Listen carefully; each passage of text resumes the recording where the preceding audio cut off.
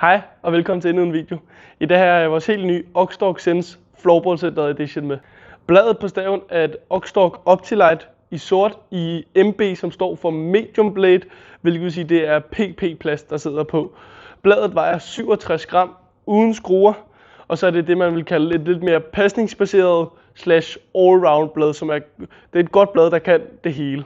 Skaftet på Oxdog Sensen er det, vi vil kalde lidt mere stabilt og robust skaft, som passer lidt mere til mængdespillerne, breddespillerne, motionisterne, fordi det er ikke et letteste skaft, men det er heller ikke det, vi vil kalde et tungt skaft. Så det er sådan en god mellemting mellem dem, der godt kan lide, at de kan mærke, at de har lidt mellem hænderne. Og så passer den til alle, fordi vi har både fået den hjem i længde 87, 92, 96 og 101.